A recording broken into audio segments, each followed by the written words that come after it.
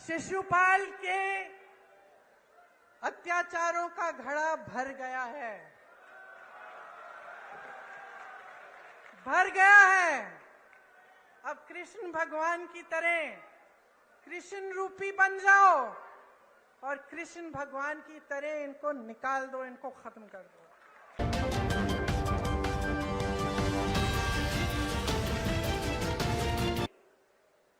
कृष्ण भगवान ने जब रुक्मिणी जी के साथ लीला रचाई तो रुक्मिणी जी ने क्या कहा? कहा कि घोड़ों का, रथ के घोड़ों की लगाम आप मुझे दे दीजिए, मैं चलाऊंगी ताकि किसी को गलतफहमी ना हो। और मेरी बहनें मुस्कुरा रही हो,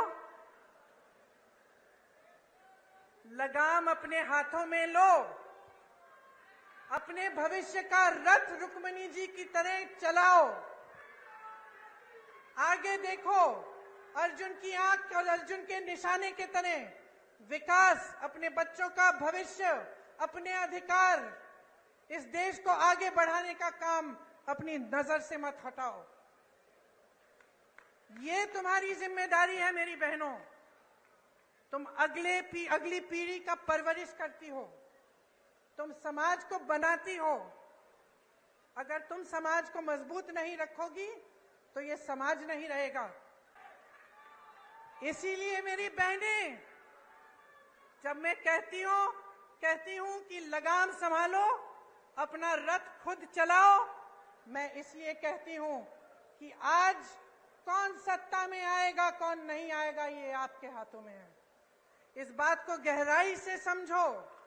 जब आपको झूठे वादे किए जाते हैं, जब आपको बताया जाता है कि हम आपके लिए क्या क्या नहीं करेंगे, तो जानते हैं आपकी बेटियां अगर हैं तो कभी कभी बेटी आती है, कहती है अच्छा लड़का मिल गया, तो आप कहती हैं कि अगर हमें शादी के लिए तुम्हारे लिए लड़का ढूंढना है तो पहले हम जानना चाहेंगे कि उसकी क्या मजबूती है, क्या करेगा। अगर आपको लगे कि ऐसा लड़का है जो झूठ मूठ के बता दे लड़कियों को कि आपके लिए ऐसे ऐसे महल बनाएंगे, हम आपको यहां ले जाएंगे, ऐसा करेंगे वैसा करेंगे, तो आप क्या कहेंगी अपनी बेटी से कि बेटा ध्यान रखो, ध्यान रखो, ये बहुत बड़ी बड़ी बातें करता है, ये करेगा नहीं। कहती है कि नहीं? तो इतनी समझदार है, इतनी जिम्मेदार है, अपने आप को फुसलाने मत दीजिए। समझ जाइए कि ये राजनीतिक खिलवाड़ हो रहा है आपके साथ। आपको अपना भविष्य मजबूत बनाना है तो जैसे मैंने शुरू में कहा, अपने अनुभव पर उतरिए। आप देखिए, आपके जीवन में तरक्की आई, महंगाई घटी, आपके बच्चों को रोजगार मिला, खेती में आप काम करते हैं, वहां आपको कोई सहायता मिली सरकार से? क्या नई पाठशालाएं बनी, विश्वविद्यालय बने, अस्पताल बने? और अगर नहीं बने हैं तो बहनों और भाइयों जाग जाओ और एक ऐसी सरकार लाओ जो ये सारे काम आपको करके दिखाए। ये देश आपका है, ये प्रदेश आपका है, ये भविष्य आपका है, ये आगे वाली पीढ़ी, ये नई पीढ़ी आपकी है, तो जिम्मेदारी भी आपकी है। कांग्रेस पार्टी भी आपकी है, हम सब भी आपके हैं। तो ये एक बहुत बड़ी जिम्मेदारी है, इसको हल्के में मत लीजिए।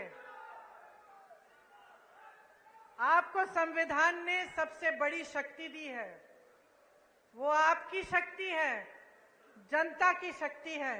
अब बहुत हो चुका है, आपने बहुत देख लिया है, टीवी में बातें सुन ली हैं, बड़े बड़े इश्तिहार देख लिए हैं, वहां हरियाली है, इश्तिहारों में बड़ी बड़ी चीजें हो रही हैं, सब बन रहा है, यूनिवर्सिटियां बन रही हैं, अस्पताल बन रहे हैं, रोजगार बन रहे हैं, पढ़ाई भी हो रही, सब कुछ हो रहा है इश्तिहारों में, लेकिन जमीन पर नहीं हो रहा है।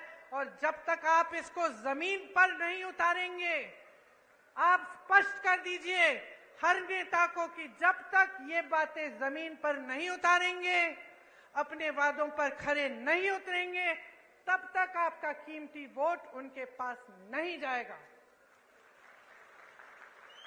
और मैं ये दावे के साथ कह सकती हूं कि अगर आप सोच समझ के अपना वोट देंगे, अगर आप वाकई अपने भविष्य को बनाने के लिए और ऐसी बातों में नहीं पड़ेंगे जिनसे आपके जज्बात जुड़ जाते हैं, क्योंकि बहुत चालाकी से चुनाव के समय आपके जज्बातों को जोड़ा जाता है।